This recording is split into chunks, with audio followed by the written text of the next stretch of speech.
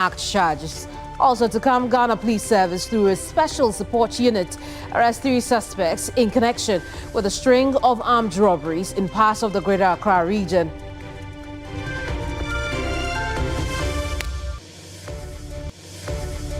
General Secretary of the Industrial and Commercial Workers Union urges Ghanaian workers to recommit themselves to productivity, discipline and national development this year.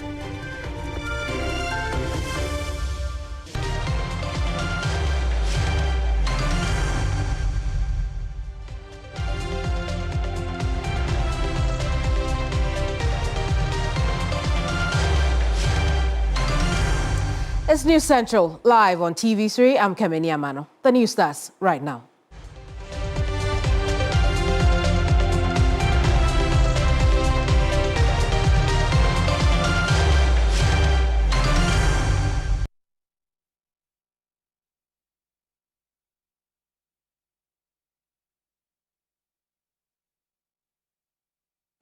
In our first story, the General Secretary of the Industrial and Commercial Workers Union, Morgan Ayawene, has urged Ghanaian workers to recommit themselves to productivity, discipline and national development as the country enters 2026. In his statement to members and workers across the country, the General Secretary said workers must not rest on their oars, but instead work diligently to boost productivity at the enterprise level, describing it as key requirements for economic growth and national development.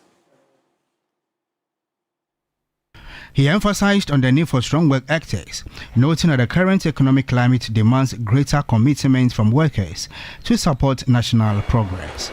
He urged workers to set aside attitudes that undermine economic advancement and actively support government initiatives. The ICU General Secretary Morgan Ayawene also appealed to employers to foster healthy industrial relations by creating worker-friendly environments that promote peace and harmony at the workplace.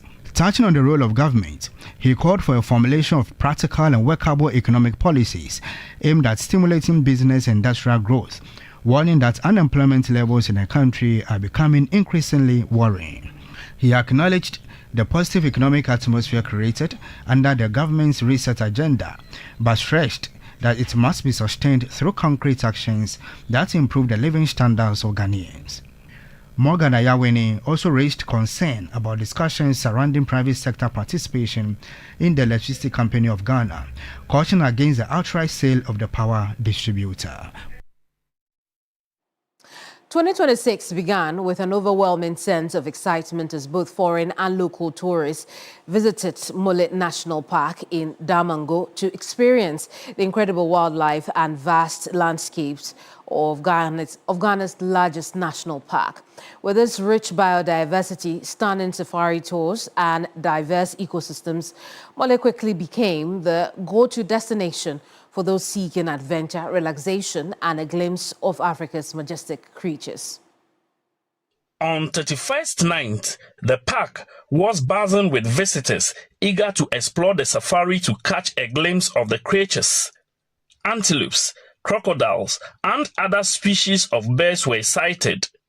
Scores of local travelers, alongside other tourists from around the world, took turns to get a feel of what they term as an unforgettable experience. Well, we have chosen a Mole Park because Mole Park is a special place for kids, where we are coming to learn from the natural environment, to learn how the natural habitats are, their mode of behavior, their character, their lifestyle.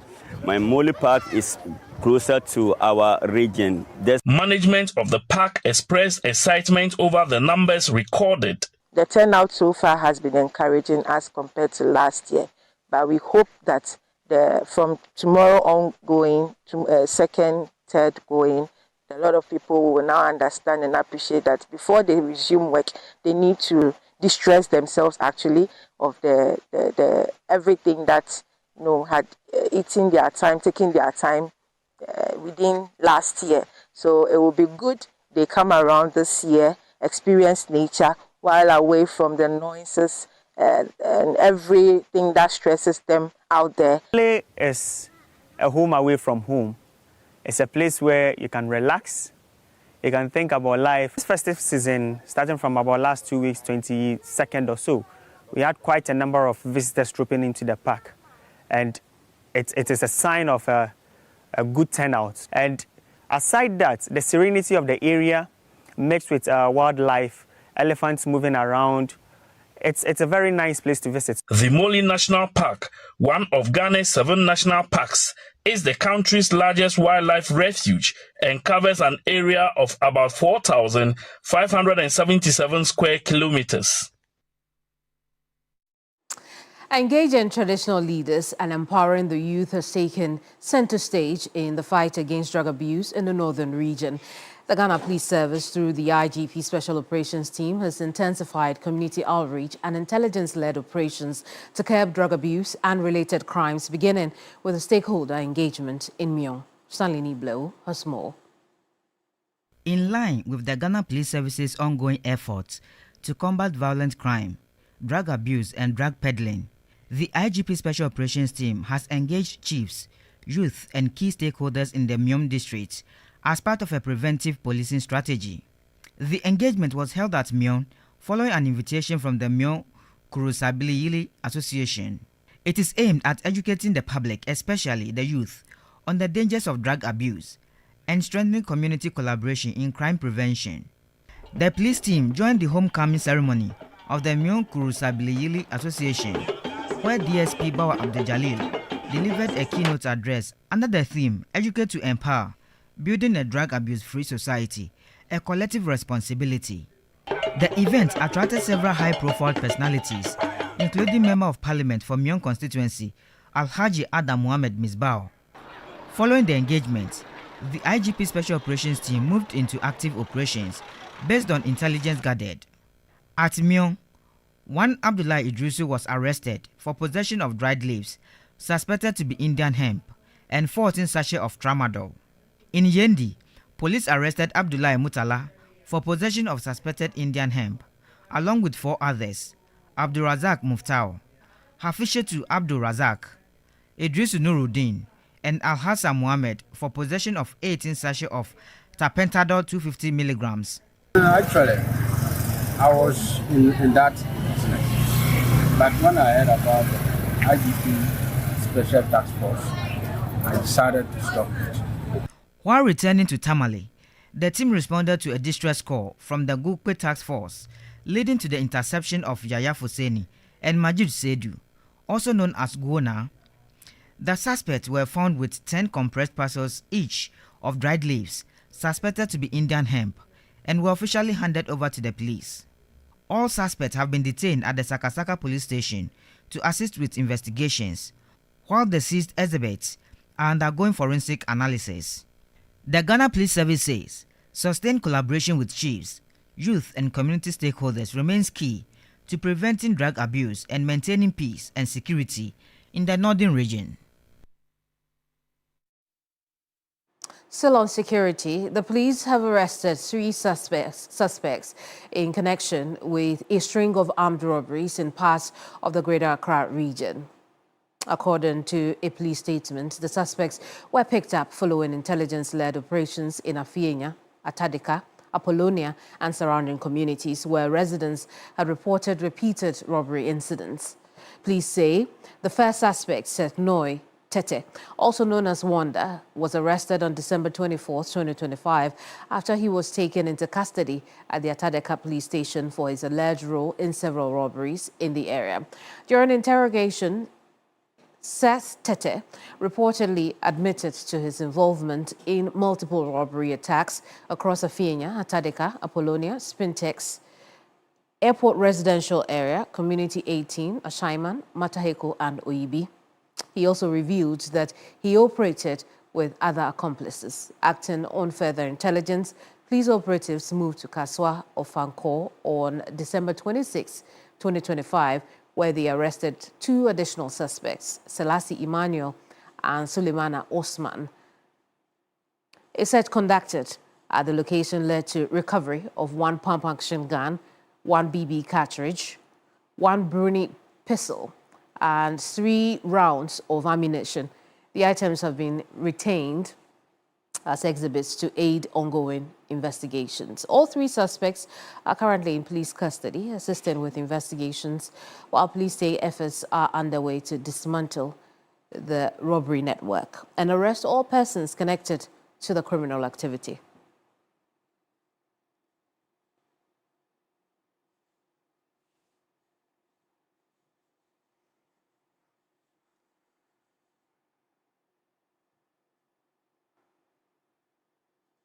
We'll now take you to the Volta region, where the whole Central Mosque has been closed temporarily following a directive issued by the Volta Regional Coordinating Council on Wednesday. The closure of the mosque forms part of recommendations by the Regional Security Council following a bloody shootout that took place at the mosque on Friday, the 26th of December 2025.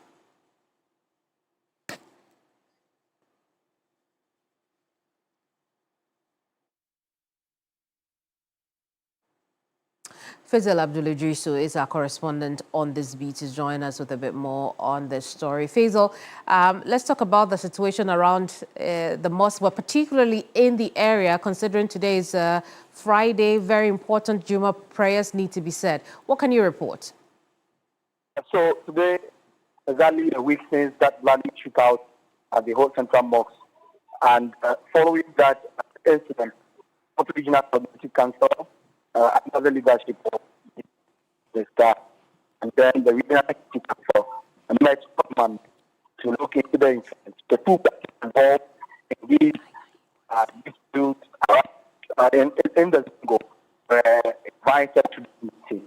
The meeting, as I mentioned last week, the Regional Security Council indicated that they are not too happy with the happening and that they were going to also design a roadmap to have people are going to particularly regard on Monday, on Wednesday, the RCC that following that meeting issued a statement directing that the mosque is closed.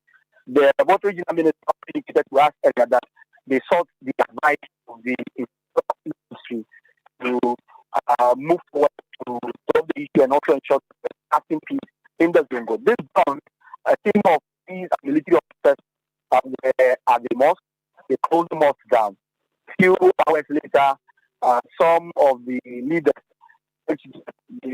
so that they could pick their prayer mats and other things. The mosque was open for them to pick the prayer mats and have since vacated the place. I speak to you, the whole Central Mosque is temporarily shut down. And that actually, on the imperative issued on Thursday, they indicated that this is going to take 2 weeks. And so we are waiting to what happens within the 2 weeks, whether it will be open again for people to worship here again or not. We'll be waiting for that. But today being Friday, my earlier conversation with some of the leaders, they told me that they have since looked for a place, and so they will all be moving there for the Juma. Just a few minutes before Juma prayers, and so preparations are currently under a new place to be undertaking the prayers. Faisal, thank you so much for the report. And Faisal Abdul-Idrisu is our Volta region correspondent. We'll travel further up north, where calm has returned to Dondoli, a suburb of Wa in the Upper West region, after violent clashes between one family over a parcel of land. The sad incident, which occurred on Tuesday, December 30th, 2025, saw 2 people dead, with one person battling for his life at the regional hospital while under police supervision.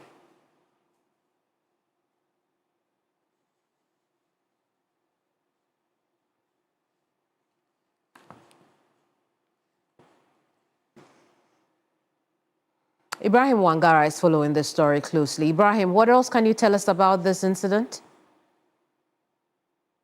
Well, absolutely, Kemeni. Peace has so far been restored within the Dondoli community as we speak. But what we also know is that the 2 individuals who lost their lives during the incident has also been buried according to the Islamic tradition and custom. But we are also informed that from the police perspective, that the individuals who were, the 2 suspects who were arrested, bearing in mind that the one who is currently on admission at the hospital was among the suspects arrested. We are told the one at the hospital has since been granted bail, while the other suspect, who is currently within the premises of the police, is going to be remanded into police custody to still assist in investigation. So that has been the trajectory of events. However, a member of parliament for West Central constituency, Dr. Hassan Rashid Telpo, has also been commenting on the incident so far. He has visited the scene just to see for himself what transpired so far and then what is needed from stakeholders. And he has been assuring residents on the security service of his fullest support to ensure a lasting solution is being brought and to ensure that what remains at a very peaceful place, as we all know. We can take a listen to Dr. Hassan Rashid Telpo. Has resulted into this situation. So we'll urge that we will continue to try to find out what happened and what can be done to resolve the matter, either by police intervention or the judiciary, the court intervention. We have to stop this from now so that eventually there can be peace in this family, which has had this serious conflict resulting in the loss of lives. Well, first, let me first of all thank the security services for the immediate intervention and stoppage of what could have been. Ibrahim, we'll end it here. Thank you so much for the report. And Ibrahim Wangara is our correspondent in the Upper West region. And just gone by is the MP for the area, Dr. Hassan Rashid Telpo. Now, the Efia Kwesiminsen Municipal Assembly will no longer entertain any appeals against evicting squatters along the PTC interchange to Mapis Junction of the Takoradi Cape Coast Highway. This follows the expiration of a respite granted the affected persons during a stakeholder engagement by the Assembly regarding the 73.6-kilometer Takoradi Cape Coast Road reconstruction project under the Big Push program. Consequently, all affected persons are ordered to evacuate before the end of the first week of January 2026. Abraham Mensah reports. Planned eviction of occupiers and owners of temporary structures along the highway from the PTC interchange towards Mapis Junction on December 13, 2025 was deferred indefinitely due to grievances expressed by the affected persons. Hundreds of these structures, mainly used as shops, have been marked by the Ghana Highways Authority for relocation and or demolition to create adequate space for reconstructing the Takoradi Cape Coast Highway into dual carriageway. This project, captured under President Mahamad's Big Push agenda, will transform not only the road network leading into these cities, but also beautify the urban landscape. Beginning in 2026, the Efia Kwesiminsen Municipal Assembly, having granted the project-affected persons a respite, is moving to fully enforce the eviction. Municipal Chief Executive Abdul Majid Dokurugu believes there would not be any resistance or hesitation on the part of the affected persons to relocate this time. Some of them called that we should allow them to celebrate Christmas, since trading activities around this time booms for them. And most of their clients probably might have known them at a certain location. And for that matter, businesses normally booms around this time. So we should spare them the Christmas and then the New Year celebration so that from then they can move to whichever place that they were to go. We adhere to their plea because community building is both of us, both ends. And all of us, we come together, we engage, we see how best we support each other. We're expecting that there will be a full-time operation of evacuation for after the first week of January.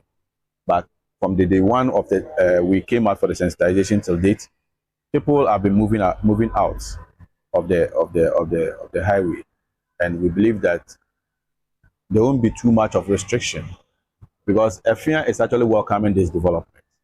It's something that is going to help our community, something that is going to promote businesses, something that's going to promote our mobility okay, within the greater security Takoradi metropolis. We're not expecting any kind of restriction onwards. The MCE adds that the contractor will begin felling trees along the specified area this weekend. This coming weekend, we are expecting that the contractor will get people to come and be felling some of the trees to make way for them to start their jobs, work freely. So as far as I know from where I sit, it's ongoing, and whoever is occupying the place knows very well that this coming weekends is supposed to move away from those places. Past incidents related to the eviction of squatters for the construction of major public infrastructure in Sikindi Takoradi have raised public concern about potential delays that any resistance could cause to the project. Contractors have already started clearing and expanding the shoulders of the existing road at various sections from Shamar Junction, Dabuasi Junction, and Commander Junction. Now, the Ghana Tertiary Education Commission has cautioned public universities against increasing academic fees without the requisite approval from Parliament. The warning follows reports that University of Ghana has increased its 2025-2026 academic year fees by more than 25%, a development that has triggered concern among students, parents, and other stakeholders. GTEC says it has taken note of the reports and will be writing formally to University of Ghana to verify the information. Speaking on the matter, Director General of GTEC, Professor Abdullahi Jinapor, stressed that the Commission's earlier directive that there should be no increment in academic fees this year remains firmly in force. Professor Jinapor reiterated that under existing regulations, public universities are required to seek approval through the appropriate channels before implementing any fee adjustments, particularly where such increases could place significant financial burden on students. The Commission further warns that unilateral fee hikes undermine government's efforts to promote equitable access to tertiary education and could negatively affect enrollment, especially among students from low-income households. GTEC has therefore directed all public universities to strictly comply with the laid-down procedures for fee determination and approval, cautioning that institutions found to have breached these directives could face sanctions.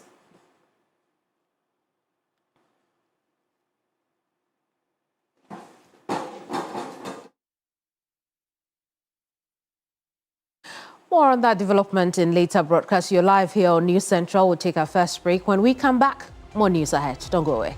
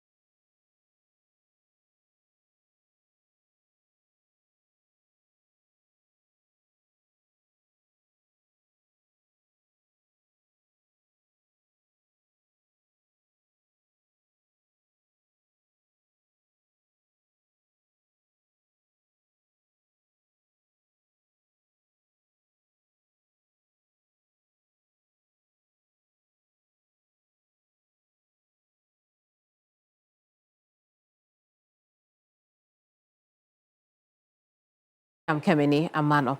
Now, residents of 7 rural communities in Keta municipality of the Volta region are celebrating with joy as electricity lights up their homes for the very first time in history. This is expected to improve living conditions and stimulate socio-economic development in these hard-to-reach communities. But while power has arrived, residents still face major challenges with access roads. Christian Yale has more. For decades, these residents have lived in complete darkness once the sun goes down. People of Laoshime, Mamime, and adjoining towns only heard of electricity but never experienced it. Here, some children have grown up without ever seeing a vehicle due to the remoteness of their location. Until now, life here was defined by limited opportunities, restricted access to information, and slow development. The narrative has changed today, with electricity now a reality after the initiative of the Keta MP, Kwame Jujoli Gakpe. As darkness falls, electric lights now illuminate homes that once relied on lanterns and firewood. When you see the plight of the people in terms of, the economic activity, they have no electricity. I wrote to the Ministry of Energy. They said they don't have resources to actually do it. I said we should go into cost sharing. So they supplied some materials, I bought some and transported everything. It was rainy season. So like the electricity people, we had to paddle them. And the community was also determined. Today, for 3 good years, here we are. His goal is to provide reliable power to communities in Keta and boost the local economy. They are farming community. They can go into irrigation farming for throughout the year because they have good water bodies around. They can also have fridge now. And their fish will not rotten again. They can actually preserve them. Keta Municipal Chief Executive Wisdom Siade noted that the presence of electricity will address the high attrition rate of teachers, health workers and other professionals who declined postings to the area due to poor living conditions. We have a cheap compound here, but it's not being used because there's no light to power the place in the first place, and there's no light for the nurses to use. That is why you post nurses there, they don't come, and the people are suffering. So we are very grateful to the President John Dramani Mahama's government that he has helped the MP to bring this project to this area. There is excitement and relief among residents at the long-awaited development. Because very recently, our school has been selected under the B-STEM project, which we need the power to power the machines that we'll be using in the school. Despite the joy, challenges remain. Accessing these communities is still a major ordeal.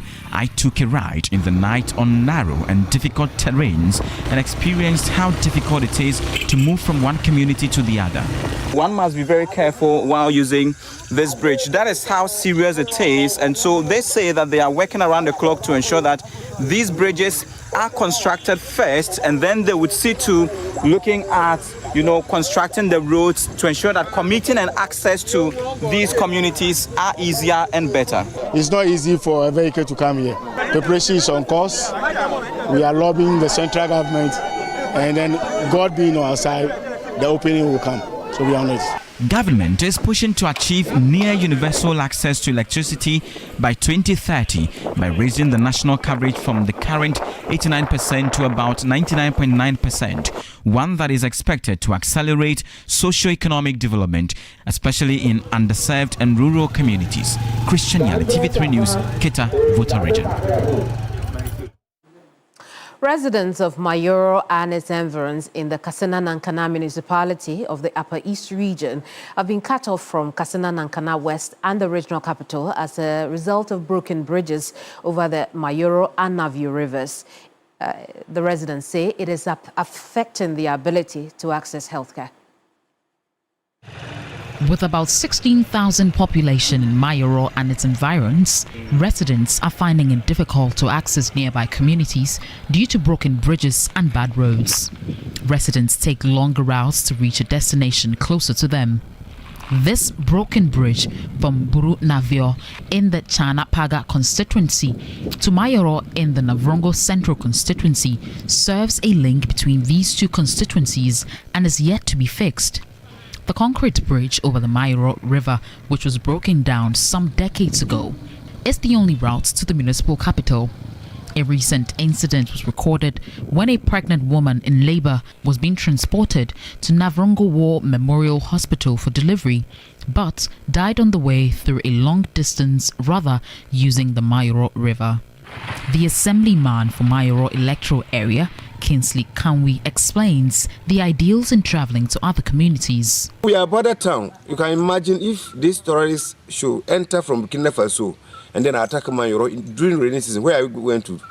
So actually the youth were trying to agitate, and then the paramount chief of Mayoro and we called them at the palace, and then we have to advise them so that they should exercise patience. So we are still following them to see, but that's what the youth are saying. They said this time, if the government not fix, they will advise themselves. Some residents share their experiences in using the road.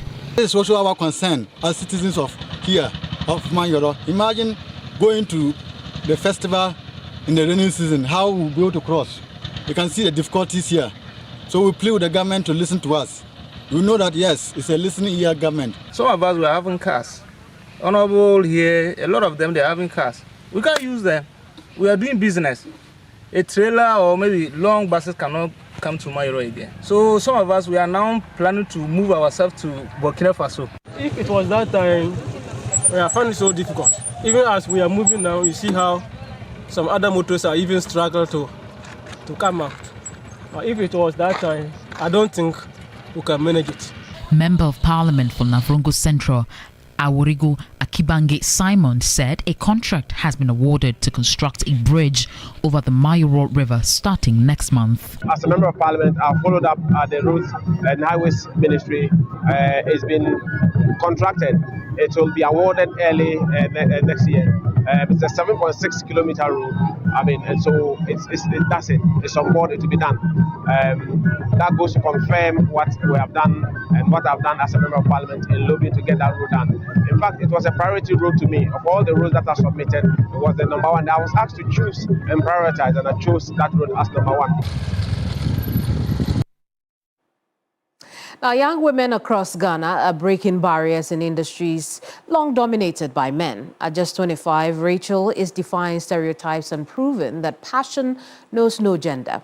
Instead of following the expected path of nursing or fashion design, as suggested by her relatives, she chose the roar of engines and the grit of construction sites. It's Rachel, a heavy-duty machine operator. Her weapon of choice, a 12-ton roller compactor, her dream job, and one she is proud of. The secondary school graduate recalls how watching her family struggle inspired her to take control of her future. Learning from her brother, a tractor operator, Rachel mastered the machine and now drives with pride. But the journey hasn't been easy. As the only daughter among her siblings, Rachel faced criticism and pressure to choose softer careers. Yet, she insists she is happiest behind the wheel of her machine. It all started when my brother got into the machine work, which was 4 years ago. He's an excavator operator. So when I completed school, which was 2020, then my brother introduced me into the work.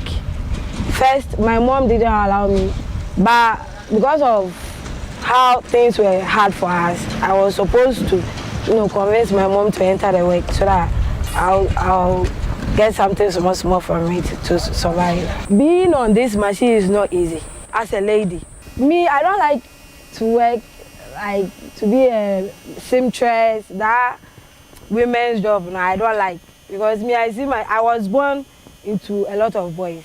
I'm the only girl of my mom. So as for hustle there, I'm number one.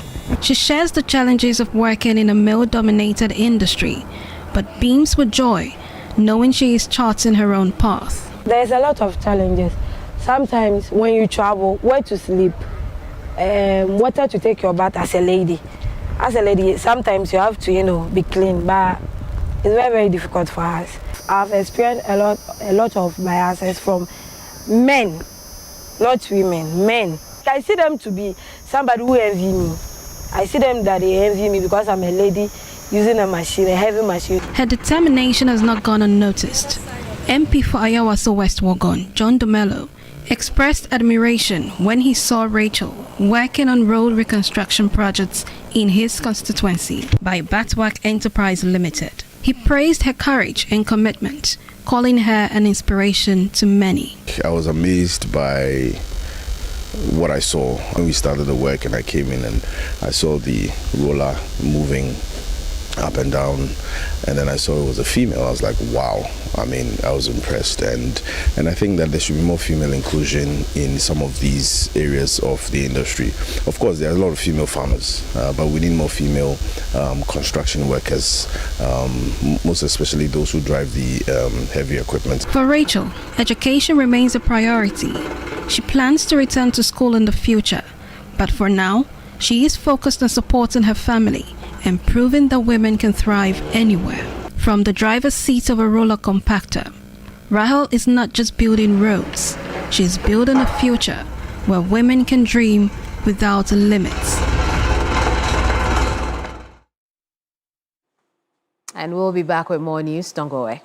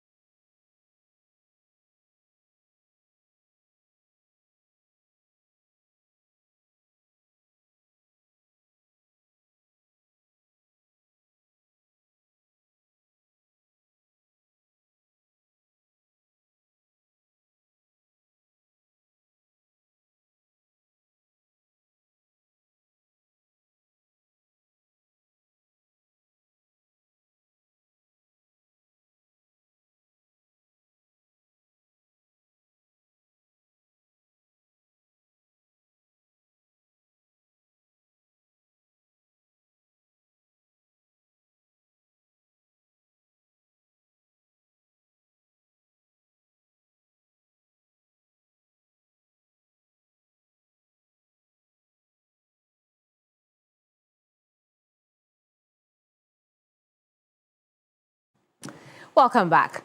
Officials of the South Tongu District Hospital at Sogakope have raised concerns over the growing number of mothers who abandon their newborn babies after delivery due to their inability to pay hospital bills. The worrying situation came to light during a visit by a Christian-based organization, My Help, Your Help Foundation, which intervened by settling the medical bills of over 100 nursing mothers at the facility. The South Tongu District Hospital, established in 2002, is located along the Accra-Lome-Lagos Trans-Ecowas Highway and serves a population of approximately 130,000 people within the municipality and surrounding communities. The hospital has 7 delivery rooms in its labor ward and records close to 200 deliveries every month. Despite its critical role, the hospital continues to face serious challenges with unpaid medical bills, particularly from women who come to the facility to give birth.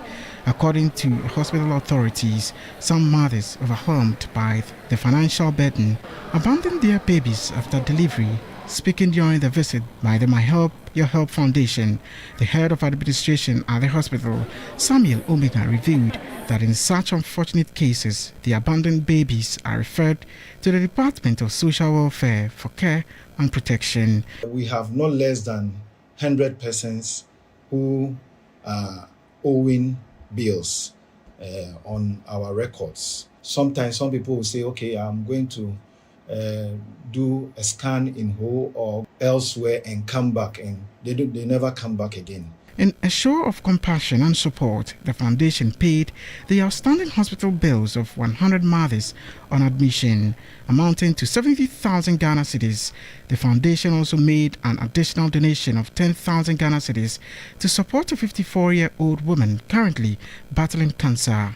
President of the foundation, Nicholas Kofi, said he was deeply moved by the increasing financial hardships faced by mothers after childbirth. Many women in Ghana face significant financial difficulties when giving birth, so it could lead to maternal death or child mortality rate. This is in line with our Christian objective of sharing and spreading love and giving hope to the needy and the less privileged in society.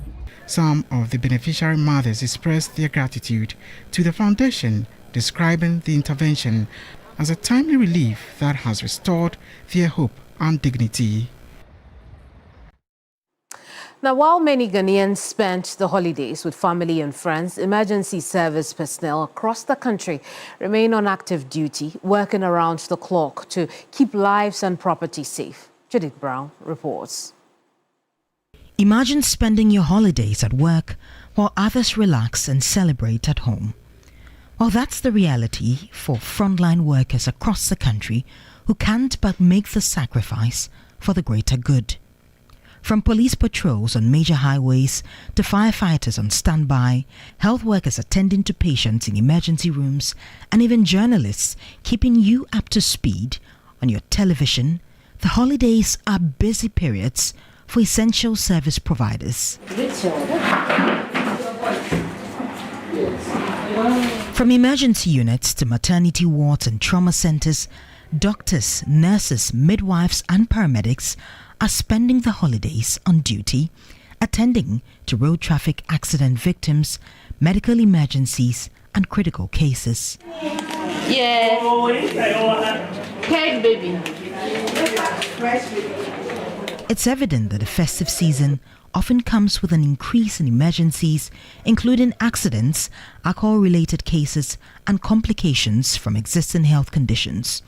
For many healthcare workers, the holidays mean long hours away from family, driven by a commitment to save lives and care for the sick. At the 37 Military Hospital, staff are placed on rotational shifts to ensure continuous service delivery despite the demands of the season. On an occasion like this, you find people with their families, but then we also get the time to share this occasion with the new babies, new families, with additions, with all the smile and what have you. Meanwhile, the Ghana Police Service and the Ghana National Fire Service have also deployed personnel nationwide to support safety and emergency response during the festivities. For journalists, it's a sacrifice made to keep viewers up to speed on the issues that matter, even if it's at the expense of a relaxing holiday. With the end of 2025, a wave of optimism is sweeping through the Bono East region. Residents are pointing to a stabilized economy and a cooling off of as celebrations continue, it's important to appreciate the sacrifices of frontline workers and to use emergency services responsibly. Their presence, they say, remains vital to ensuring a safe, healthy and interesting holiday season for all. Judith Brown, TV3 News. Minister for Gender, Children and Social Protection, Dr. Agnes Na Momo-Lati, has paid a visit to the Lekmak Polyclinic in Nungwa as part of her New Year visitation to children and other vulnerable groups. Other places the minister visited include the Osu Children's Home, Junior Girls Correction Center in Osu. She paid medical bills for the newborn babies and other sick persons and also donated sanitary products and other medical supplies. She donated sanitary items and undisclosed amount to the orphanages. She further donated sanitary items and undisclosed amount to the correctional center as well. We put boys and girls to have a better future. As you know, the President, His Excellency John Dramani Mahama, has very good plans for all of you. So he wants you to grow in a very healthy environment and be great so that you can take over leadership of this country. And then when we are all very old, we know that the country is in safe hands. That's how we bring our broadcast to a close today. Thank you so much for your company. I'm Kemeni Amano. Bye-bye.